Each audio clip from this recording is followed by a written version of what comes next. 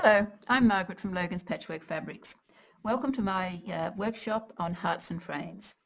This particular little quilt which I have in front of me was actually made some 10 years ago. And it came about because a student of mine was going to be doing a trip around Australia in a caravan. And of course, she wanted to take things with her to do. She was an avid patchworker, not all that experienced, but certainly learning the steps. But her husband was equally adamant that she was definitely not taking the whole contents of the spare bedroom, which had become her sewing room. So we had to come up with a compromise. Now, when you're travelling, you really don't have a lot of space in a caravan. Particularly, this wasn't a big caravan. So we thought handwork would be a way to go. Now, applique was something she hadn't done, so it seemed a logical progression that she take away something that she could work on by hand. And of course, she could always reach me by phone with any queries as we went along. So Hearts and Frames was born out of this necessity. Now, it's made up in a classic blue and white theme, which will fit into so many things. It can be done by hand or machine. So today we will go through both methods and show it to you.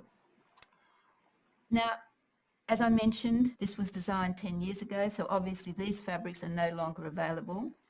But something we're starting to do with quite a few of our patterns now is to put a key on the side of the cover showing which fabrics are included in your pattern. We felt this was necessary because so often we get disappointment when someone comes in with a quilt, they've bought it as a kit, only to find that when they open it up, the fabrics inside are totally different to what they're seeing on display. And to avoid disappointment, up until now, we have only ever kitted exactly what the sewn sample is about. But of course, that limits our usage because once you've made a quilt, once you don't really feel like making it up 12 months later when a new batch of fabrics come in. So we feel that having this key on the side will help and make it all viable. Also, up the top, these didn't photograph particularly well, but one of our wholesalers, or the manufacturers actually, have come up with a novel idea. White on white doesn't show up on the website or in any photographs because of their very nature, it's a small white print on a white fabric.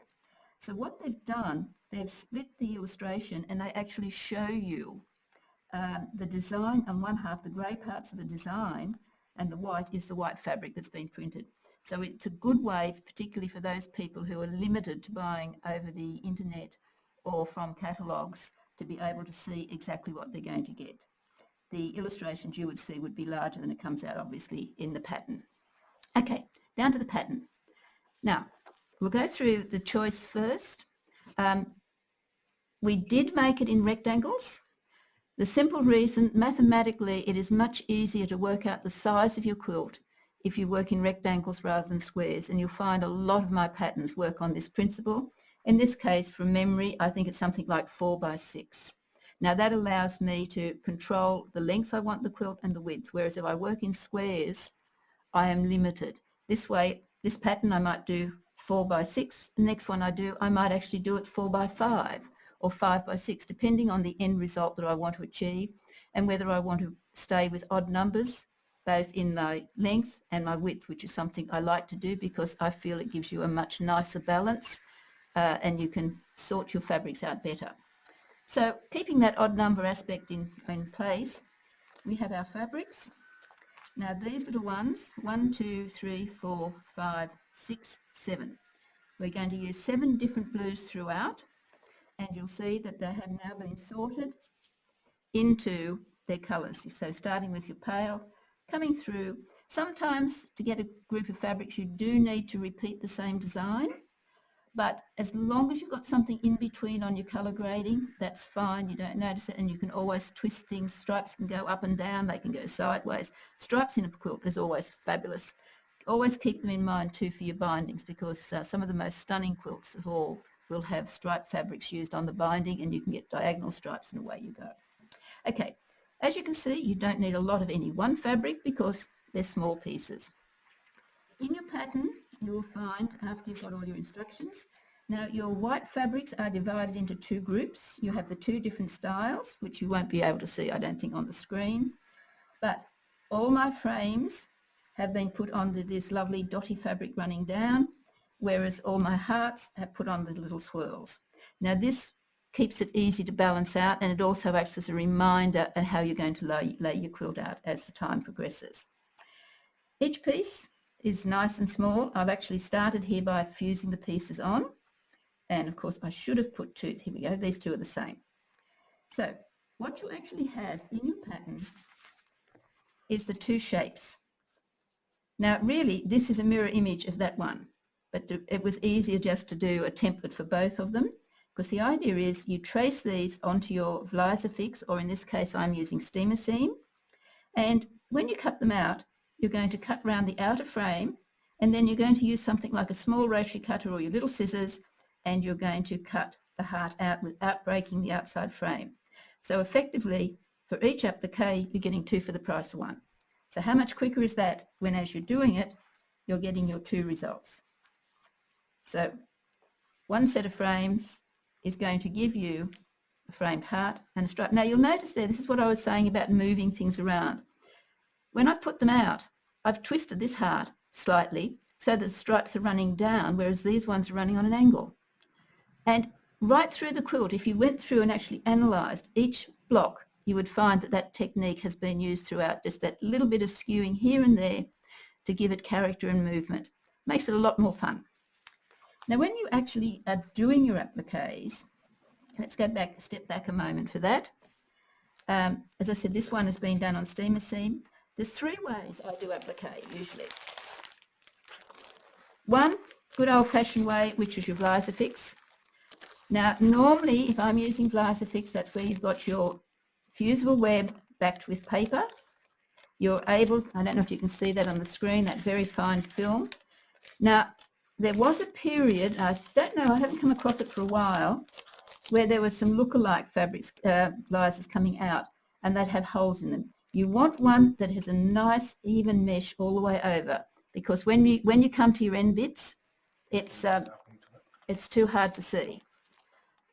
You get holes where if there's not a nice webbing, you get a hole and it doesn't adhere properly. So that's your Vlisafix, and with that you're simply going to pop it over your pattern, which is a ground. Why do I always manage to bury everything? Here we go. There's more waiting to be done. So going back. So there's what we're going to trace off. Now on this, on a nice flat surface, you're going to can pop your Vlisafix down and see how easy it is to see that design and trace around it. In fact, use a nice sharp pencil. I tend to favour the Soline propelling pencils. They're very good because they're always a nice sharp, it's like having a sharp point on them all the time because it's a propelling pencil. Don't try, as I did on one occasion, thinking, I know where I can get some cheap propelling pencils. They had the wrong lead in them and the lead dragged on the fabric. You need a propelling pencil which is designed for drawing on fabrics. So Soline are my preferred ones for doing that. Now that's one method, and we'll go through this further steps in a minute. The other one, which I think is a little bit easier to use, is your steamer seam. Now steamer seam comes in sheets this size. You've got, unlike the Vlisafix, it is paper backed on two sides. You trace your design onto the grid, but then you can peel the backing paper off, like so, and now that surface is tacky. So that's the surface now that I can very easily put onto my fabrics. I'll just open one of these fabrics out so you can see it. Now if I had my design all ready to go onto the wrong side of the fabric, down it goes, press it down, and I'm ready to cut it out. Now you can cut it out with your scissors, or you can use a small rotary cutter. I would not recommend that you try and cut these out using a 45mm. They're too big and they don't give you enough manoeuvrability. And it's not a bad idea to always use an older board when you're cutting out, because you will actually get a few gouge marks in your board. So it's a good way to isolate your older boards and make use of them. Okay, so that will stay tacky and removable right up until I apply heat to it. Once I'm satisfied I've got it in the right place, all I'm going to do is fuse it down. Now that would be the same if I was using the Flies Fix or if I was using the other. And to make sure I don't get anything on the surface of the iron, I'm going to cover it with my trusty applique mat. So I'm fusing it down, and you always move your iron. I popped this one out because we were talking about travelling. These are the most fantastic little travelling irons, or you can take them to class with you, and they're really good. Now just move it over a few seconds as you go, because what you're wanting to do is make sure you get a good seal all the way through. So that's all the preparation you really need to do. Once you've got them all set out, you're going to apply all your frames excuse me, to one pattern of white, all your hearts to the other pattern. Now you could do the whole quilt in one go, but if I was to give you this amount of quilt, sorry, my hands are going off the camera I think here, I'm used to doing this in front of people where I can hold it up and all the rest of it. You would have something, I think it's 49 hearts and frames. And the first day you'd probably be all enthusiastic and you get one heart sewn. And then you look at it and think, I'll never finish this. This is why I like to break it down into small units. So one day you might do one, another night you might do half one. But over a period of a few days, you're starting to build up this wonderful stack. And then you can start playing with the layout, mix them up. Usually, as I do them, if I've got this particular fabric and I've got a heart and a frame on it, I put the heart in this pile and I put the frame over here, and I call that top half and bottom half. And then the next time I do it, I reverse it. That way I'm ensuring that that particular blue fabric is going to be in the bottom half of the quilt and the top half of the quilt. And it saves me getting to the end and think, I'm left with all of one colour in the bottom corner, because that was the fabric that I liked least. And there's always one fabric that doesn't peel as much, but if you split it into the top of the quilt and the bottom of the quilt, you'll find it's easy and it gives you that good diverse spread of colour. If I go through the original quilt, I'll guarantee I will find somewhere where that didn't happen and I ended up with two together. But it's so much nicer if, as you go through it, and some of it here on the screen, you can get the different ones. So if I look here, I've got one, I can't see that one again, and so on. So in that little spread there, I've managed to separate them all out. There, that one, and it doesn't appear again until we get, whoops, yeah, no, I'm still on the screen, from there to there. So it's a lovely way of spreading it. And anything I do where you're doing mass half square triangles, I'll separate them and I'll make a top half and a bottom half. On a really big quilt, I will make 4 piles so that I get that distribution when I'm doing it all the time. If I've gone a bit fast on that, just slow down. You can always go back and redo these classes. So just think about your questions and then run through it again. And if I haven't answered the questions in the workshop, please feel free to contact me at Logans. You can reach us through our website, info@patchworkfabrics.com.au, and I guarantee I will answer you as quickly as possible. Sometimes there might be a couple of days gap, but I will try and get back to you on the same day. Quite often, if I'm not here, Nevin or the girls can answer the questions for you, but I like to keep in touch with you myself because I'm rather jealous of my students. Now you'll also notice, coming back to the quilt again to achieve balance, you'll notice that I've put an inner border of one of the whites, because if I'd brought the dark border up, it was going to be too close to my frames. I wanted them to pop. So that's why you've got all your rectangles, then you've got your inner border, outer border. But because I wanted the hearts to stand out, the frames to be the important part, I've actually used the same fabric for binding. Now, this is a personal choice. Most of my quilts I actually bind in the last fabric that I use as a border, but occasionally you get something where it's really important to make it stand out, or as I've just done on one of our baby quilts, I've used a striped border on the outside and I've used a little striped border further in on the quilt, and that's really brought the woolly sheep, what's it called, Lou the Ewe quilt, and that was fun to do.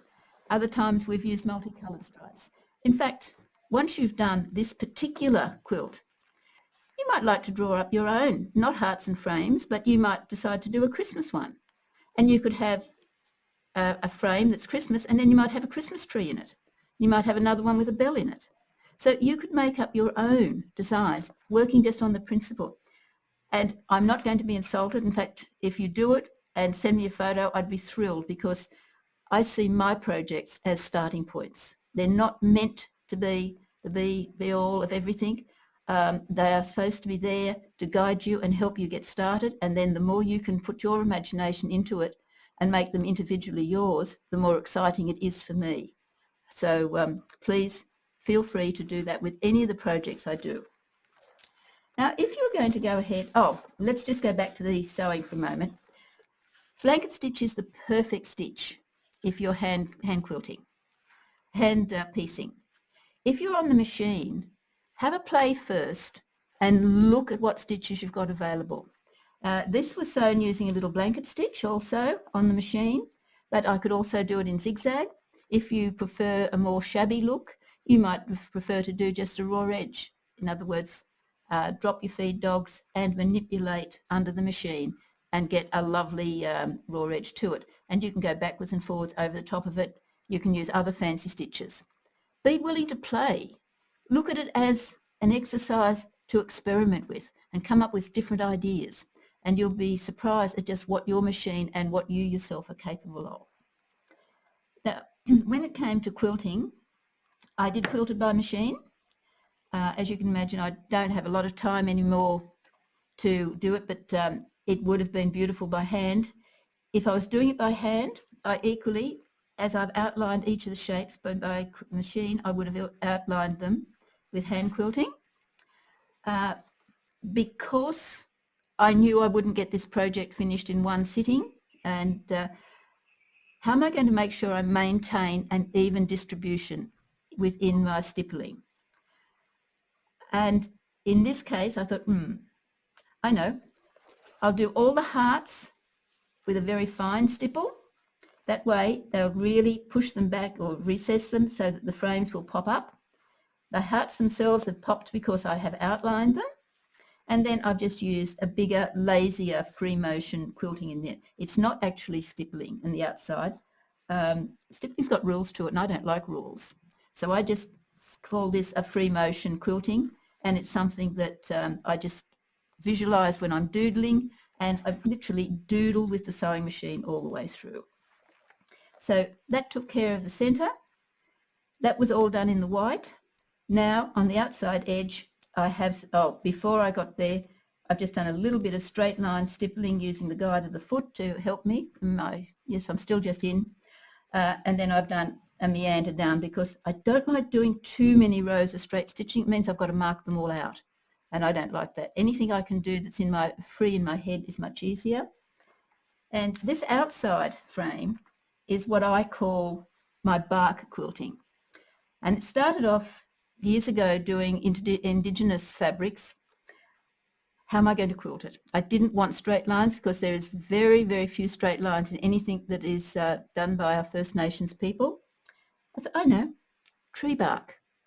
Grew up in the country, all these wonderful trees, the beautiful texturing in the trees. So now, with my walking foot, I just meander down, bit of a diagonal on the corner. Oh, that corner is out of reach. So I would put a light chalk line or pencil line across the corner so that when I come to that bump, turn and meander around the other side. So they're all easy ways to get the maximum effect out of what you're doing. Now going back to this traveller of mine, this was something that she texted me halfway through the trip and said it was the best thing she had to take with her. It's the Clover roller, what do they call it? Roll and press. And with that, you don't need the iron. You can actually press your seams as you go. And that's something else I should mention too, quickly, because I think we're just about out of time.